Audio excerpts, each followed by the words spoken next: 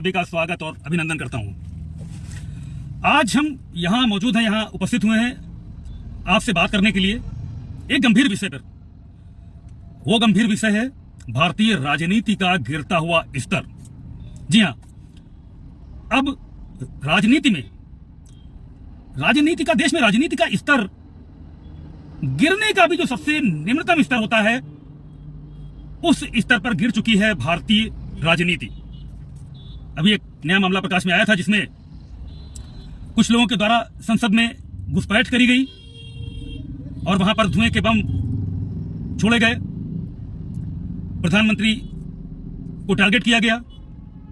हालांकि उनकी गिरफ्तारियां हो चुकी हैं और इस पर संसद में सभी दलों को एकजुट होना चाहिए था, मगर ये कहने की भाजपा विरोध, मोदी विरोध के चलते उल्टा इन जो इस कांड के दोषी थे, इनको विरोध करने के बजाय विरोध का कोई दूसरा ही नमूना पेश किया गया, विरोध करने का उदाहरण पेश किया गया। हंगामा कर दिया गया संसद के सदस्यों के द्वारा, विपक्षी दलों के द्वारा, जिसके कारण कुछ विपक्षी दलों के नेताओं का निलंबन हुआ लोकसभा से, संसद से। और अब संसद के बाहर निलंबित नेताओं ने और उनके साथ के कुछ लोगों ने, कुछ नेताओं ने वहां पर धरना प्रदर्शन करना शुरू कर दिया। ठीक है, धरना प्रदर्शन करना आपका अधिकार है, लोकतांत्रिक अधिकार है, आपको दिया जाता है, विरोध करने का अधिकार आपका है। लेकिन विरोध के स्वर जब कुछ इस तरह के हो जाएं कि एक संवैधानिक पद की गरिमा को अपमानित किया जाए, तो शायद इससे बड़ा कोई दुस्साहस नहीं हो सकता और उससे गिरी हुई कोई हरकत नहीं हो सकती। जी हां, तृणमूल कांग्रेस के नेता और ममता बनर्जी के बेहद करीबी कल्याण बनर्जी, उन्होंने आज उपराष्ट्रपति जगदीप धनखड़ को अपमानित करते हुए धरने के दौरान उनकी मिमिक्री कर डाली। जी हां, ये कोई हास्य कलाकार नहीं है कल्याण बनर्जी जी। मिमिक्री करना तो हास्य कलाकारों का काम होता है, मगर सिर्फ उपराष्ट्रपति को अपमानित करने के उद्देश्य से उनकी मिमिक्री उन्होंने की, उनको अपमानित किया। और इस पर बड़ी बात यह कि कांग्रेस के बड़े नेता यानी कांग्रेस के सर्वेसर्वा राहुल गांधी के सामने सब होता रहा। राहुल गांधी ने इसका विरोध नहीं किया, अपितु इस मिमिक्री की वो वीडियो बनाते रहे, यानी कि उपराष्ट्रपति को अपमानित किए जाने का वीडियो बनाते रहे। विरोध में एक भी शब्द नहीं निकला राहुल गांधी जी के मुंह से। और बाद में यही कांग्रेस कहती है, जब छत्तीसगढ़, मध्य प्रदेश, राजस्थान ऐसे नतीजे आते हैं विधानसभा चुनाव के, तो ये दोष आरोपण करते हैं ईवीएम पर, ईवीएम मशीन पर।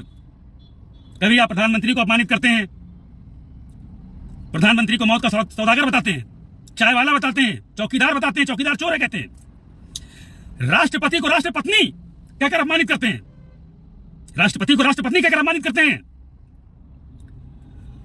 मोदी को अपमानित करते हैं, प्रधानमंत्री को, उपराष्ट्रपति को आप मिमिक्री करते हैं, उनको मजाक का विषय बनाते हैं, अपमानित करते हैं उन्हें, फिर कहते हैं कि हमारी सीट्स नहीं आई, ये ईवीएम का दोष है। मगर कभी सच्चाई ढूंढने की कोशिश करिए कि आखिर क्या कारण है हार के, जो आप कांग्रेस आज सिमट के रह गई है सिर्फ कुछ राज्यों में। जो कांग्रेस पूरे देश पर राज करती थी, आज वो कांग्रेस सिमट कर बहुत छोटी संख्या में रह गई है। क्या कारण है इसका? एक तरफ तो Congress OBC, OBC, SC, ST, OBC, SC, ST, OBC के नारे लगाती है, दिन भर रटती रहती है। दूसरी तरफ ओबीसी समाज से आने वाले प्रधानमंत्री को अपमानित करती है, ओबीसी समाज से आने वाले उपराष्ट्रपति की मिमिक्री करती है, उनको अपमानित करवाती है और उसका तमाशा देखती है, उसके वीडियो बनाती है। आदिवासी समुदाय से आने वाली राष्ट्रपति जैसे संवैधानिक पद, सर्वोच्च पद जो कि इस देश का है, इस राष्ट्र का, संविधान का है, उनको राष्ट्रपत्नी कहकर अपमानित करती है। जी हां, उनके लिए इन्होंने एक शब्द निकाला था, राष्ट्रपत्नी। क्या ये इस तरह राजनीति का गिरता हुआ स्तर एक सभ्य समाज, भारतीय समाज, एक हमारी संस्कृति के लिए उचित है, हमारी भारतीयता के लिए उचित है, लोकतंत्र के लिए उचित है क्या ये? शायद नहीं। विचार कीजिए इस पर। क्या राजनीति का गिरता हुआ स्तर, निम्नतर स्तर पर गिरती हुई राजनीति भारत देश के संविधान के लिए उचित है, हमारे लोकतंत्र के लिए उचित है, हमारे समाज के लिए उचित है, हमारी संस्कृति के लिए उचित है क्या? सोचिएगा जरूर। नमस्कार।